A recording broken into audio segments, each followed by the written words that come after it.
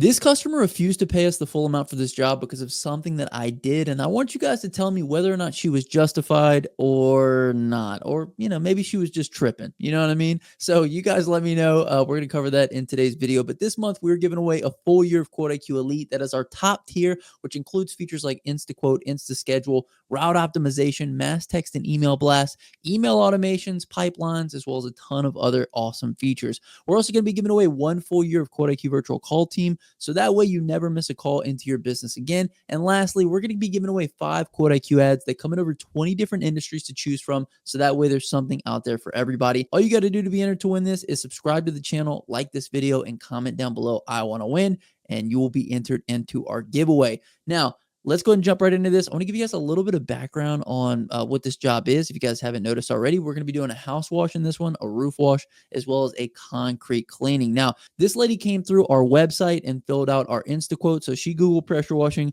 we popped up, and she clicked through. And if you guys don't have a website, you need one, because if we didn't have a website, we'd be missing out on leads just like this. You need to have a website, and we actually just built something called Budget Built Sites. We have the cheapest contractor websites. They're 5 times cheaper than the biggest names in the industry, and the websites are created 90 times faster. You can literally make your website in under 5 minutes and be ready to go. We're doing a half-off deal right now for the launch of Budget Built Sites. So if you guys are interested, if you need a website, go ahead and grab one. It'll be linked in the comment section and the description. Now, the funny thing about her getting an InstaQuote for this job is I had to text her and actually tell her that we were going to have to charge her more than the price that she got on the InstaQuote, because she didn't fill it out correctly. And sometimes this happens. Sometimes people don't know their exact square footage, especially when it comes to things like driveways. Also, people will list their living square footage and not necessarily their under roof square footage. So that is one of the things with InstaQuote. Now, to combat this, typically I will have a higher price listed in the InstaQuote, but in this particular circumstance,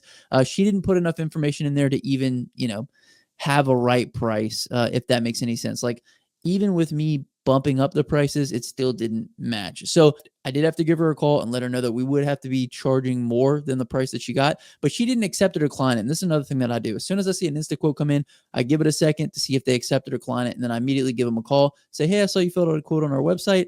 I will have to let you know that it will be a little bit more expensive." And this lady, I had to go back and forth with a little bit. She was like, "Oh, okay, great. I think I'm going to get some more quotes." And when a customer says this to me and I have them on the phone, I'm going to try to close them on the spot. So I just said, "What price will we need to be at to earn your business today?" And she said about $100 less than what we were at.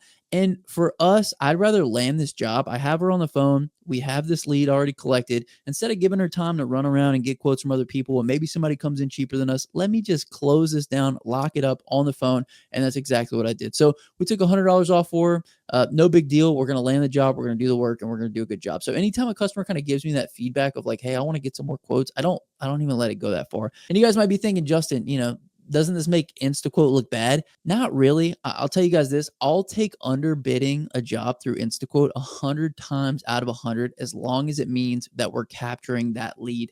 Because when all I had was a lead form on my website, I cannot tell you guys how many leads I lost. I spent so much money driving traffic to my website with literally nothing in return. I would watch the clicks go up, and then nothing would come in, no lead forms. And that's because with a lead form, you got to think about it. It's like 40 different fields that customers are having to fill out with nothing in return. You're basically saying, "Hey, leave me all of your information, and somebody might get back to you and let you know whether or not you're going to get a quote." Now, InstaQuote is the other way around. InstaQuote basically says, "Hey, here's all our services. We're going to give you a quote. At the end, we just need to collect a little bit of personal information so we can create this estimate. And essentially, you're going to get a quote as soon as you're done, filling all this stuff out." So it just gives us a much higher likelihood of actually capturing that lead. So if I would have had a lead form on this page, we might not have even captured her. So I'll take InstaQuote underbidding all day over not capturing this lead, because if a lead not captured is a job that we're not going to get. So get a good website, and then get a good way for people to be captured on it. I'll let you guys in on a little secret. InstaQuote is so undervalued right now. The competitor for InstaQuote, and I won't even say the name of it, is like 3 or 4 times more expensive, and it doesn't even come with a CRM. Okay. So highly recommend you guys check out InstaQuote. We will be going up on that elite tier pretty soon, just because it's so stout. It's got so much good stuff in it. So anyway, I called this lady, closed her over the phone. We ended up meeting in the middle with regards to pricing. Not a big deal. We want to make sure that we close these. Now, these people were moving and they needed to get the house cleaned up before they listed it for sale. So we got them on the schedule. We went out there to do the job. Something really crazy happened on this job, and it's never happened before. Okay, so this lady sent me a picture of her house, and she sent me like an arrow pointing up at like this peak of the house, and she's like, "Hey, make sure you hit this part really good. We used to have bats that were in our attic." The funny thing is, before she sent me that text, we were spraying bleach on the house. Bleach got up into that corner, and out of nowhere, there was like 7 bats just hanging out in this corner, and then they started flying around, and then there was baby bats. Like, it was like we were under attack because essentially we had found this bat cave, which was in their attic, and they were getting sprayed with bleach. So it wasn't a good thing, obviously, for the bats. We like to, take care of them as much as we can. We don't want to harm animals whatsoever. But at the end of the day, we were just doing our job cleaning the property. So crazy, crazy, crazy, man. I'm not gonna lie to you guys. I went and hid in the truck for a little bit because that's one thing I'm not playing with is bats. I'm not playing with anything flying around that can come try to swoop down and get me.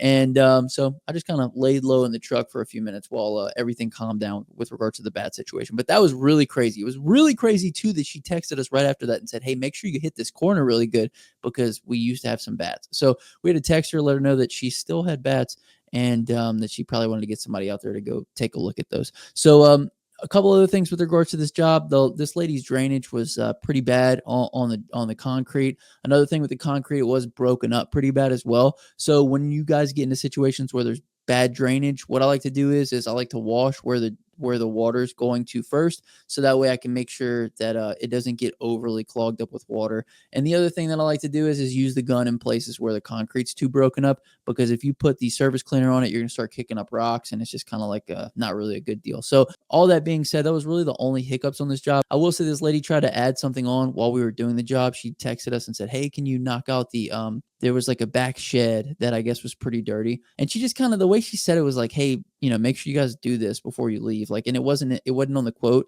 So I kind of went back and forth with myself on whether or not I should kind of come back with a snarky response. At the end of the day, that little shed only took us maybe like 10 minutes. So I was like, "Hey, look, hit the shed, rinse it, and then, we'll be done with it." And a little freebie for the customer. Some customers will try to take advantage of you by trying to get too much for free, asking for extra things, expecting you to do extra things. And you just kind of got to draw the line. For me, this didn't really cross the line because, like I said, it didn't take too much additional effort. It was just one of those things that's like, if you expect it, she kind of expected it. She wasn't like, "Hey, if you want to add it on, it's okay."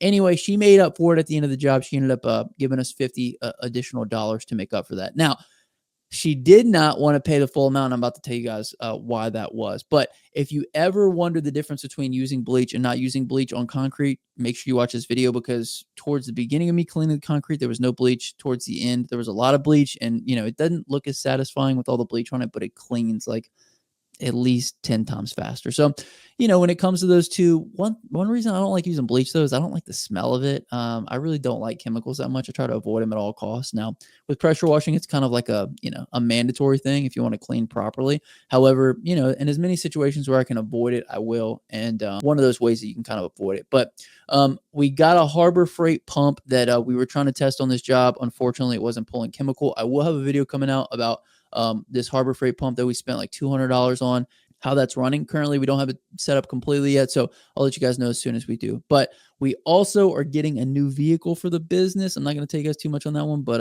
it's going to be pretty sweet. So stick around to see what's going on with that. But let's get into what happened as far as the payment went on this job. After we finished the job, like I said, the lady did us right. She said, "Hey, I put 50 extra dollars on there because you guys did the shed," which was, I probably would have charged close to 50 on it. So that was about right. So she did us right on that one. So she gave me a check. All right, guys. And I put the check in my pocket, and then we had a job to go do after this one. So we went and did that job, and then I got home, and then I started hanging out, took a shower, obviously. And then before I knew it, it was a couple days later, and I was like, "Oh shit, where's the check at for that job that we did?" And so I was looking all around the house, couldn't find the check.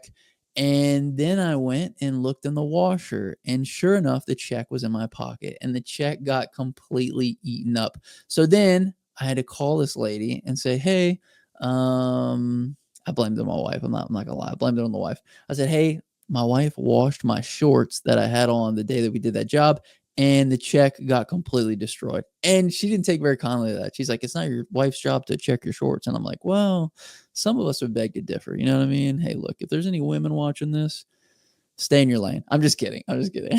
But anyway, so at the end of the day, that's what happened. The shorts got washed. The check got destroyed. She said, "I'm going to have to order another check from the bank." She said, "I'm going to have to completely close this one out and cancel it." And she said, "I'm going to have to pay whatever fee I'm responsible to pay for that to completely close it out. And I will take that off of the new check that I send you." And it just was like one of those things I just had to bite the bullet on it. I was like, "Look, I can send you a picture of this check. It's literally like demolished." And she was like, "No, I don't know you. And I don't know if you're going to try to cash the check twice or whatever the case may be." So anyway, she took off the fee for what it costs to replace the check or, put the other check on hold, which I've never really heard of before, but I guess it is a thing. I don't write many checks, to be honest with you guys. So I would say that she's probably justified, and it is what it is. You know what I mean? So we ate the cost on that, but it pretty much ended up being right around the cost of what that shed was. So at the end of the day, looks like we did do the shed for free, if you know what I mean. So anyway, word of the day on this video, if you guys made this far in the video, is going to be whether or not your wife should check your pockets before she puts your shorts in the wash. I mean, come on. Like, how long does it take? Like 2 seconds? I mean, look, I can't check my pockets every time. Sometimes, the shorts fall where they may, and what's in the pockets is what's in there. So if you guys made it this far in the video, comment that down below, and I'll hashtag you a real one. Comment down below, I want to win, if you guys want to be entered for that contest. But until next time, my name is Justin, Self-Employed. How's hard? Get that money, baby. Peace.